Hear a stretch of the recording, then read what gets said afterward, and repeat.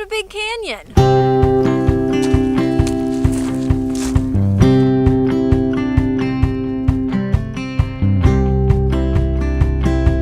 Aside from being one of the most beautiful places we visited, Big Canyon is fascinating because this camp is only 15 years old. Director Brian Zwalen had the dream for a camp in Utah, and he and his family made it happen just outside Park City. Well, I first got the vision for camping, if you will, as a counselor working at a camp in the Ozarks during my college years. It was a great experience, as everybody knows, but I was just blown away by how impactful of a ministry tool Christian camping was. I guess God just kind of got a hold of me in those years, and I'm sure a lot of people have had that kind of vision. Maybe the only difference was that I just never let go of it, and throughout the years, and that's been now 30 some years. And the only difference was I just was tenacious and just kind of kept after it and just never let go of that dream, if you will.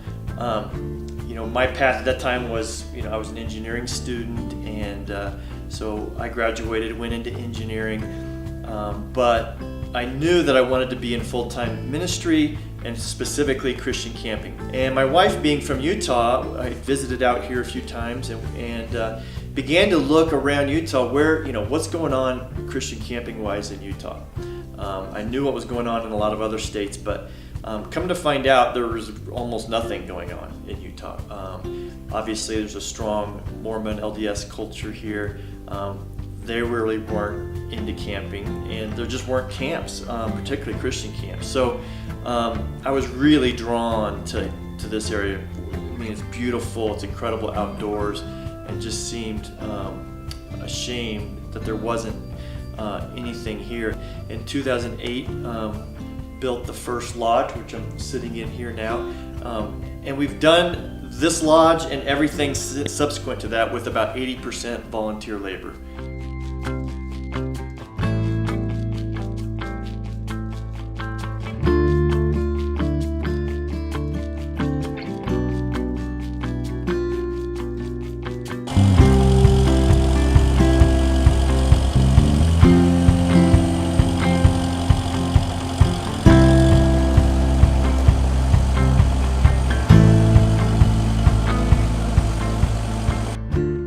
Here at Big Canyon, volunteers are very vital.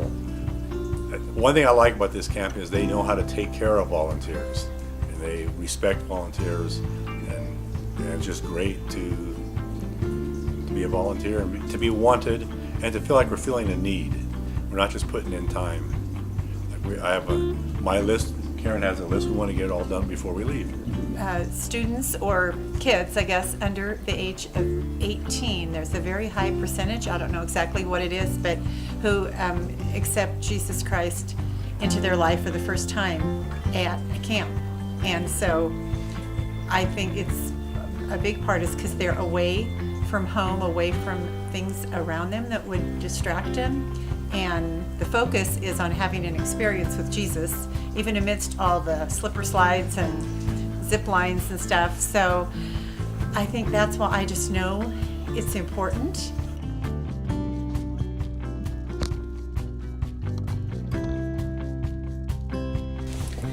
So when Big Canyon first opened, they actually used this yurt as their cafeteria space.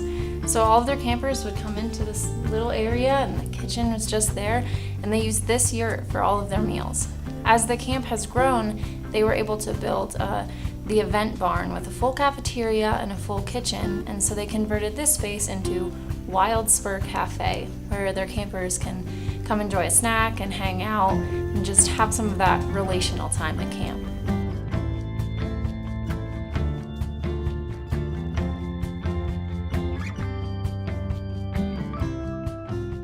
Bottom line, our mission is that people would have life-changing encounters with Christ. So wherever they're at in their walk or non-walk, that they would be introduced to Christ in a kind of a new, fresh way. In the Bible is full of examples of when God really wanted to get a hold of somebody, he took them to the wilderness. Moses, David, Paul, Jesus, he took them into the wilderness and really spoke and impacted them and prepared them for ministry.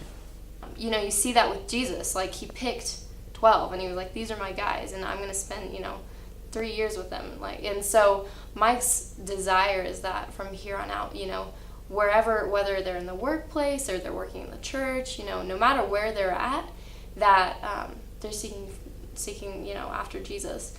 And whatever they do, they're pouring their lives into others who know Jesus or don't know Jesus. That's kind of their mission and their goal. And it's not just, unintentional relationships, because I think that even more so with technology. I don't want to I think we make a big deal of that, but I think that's something we lack a lot, is deep community in our Christian lives. And our role in Christian camping in Big Canyon, I see our role as sort of tilling the soil of people's hearts so that they can receive. It's not that the message is any different here. It's the same message that their youth pastor or whoever is speaking into them back home. It's just that somehow those seeds have a better chance of taking root and showing fruit when their heart is right and the distractions aren't there. So we try and do our best to set the table, so to speak, and to sort of till the soil of people's hearts and just create that atmosphere so that God can do what he does. Well, we're literally headed out of Big Canyon right now. Our house is behind us and we're driving away. We just wanted to take a minute to say thank you and goodbye to our new friends. This has been an amazing week, and I don't know how we managed to pack everything we did into 1 week. It's nice to feel like we actually got some stuff done and we're able to help out with projects at the camp. But also, this camp is a little baby camp, and we learned how it was founded and the vision behind it and where it's going. And I feel very educated about Big Canyon and the future of camping in Utah.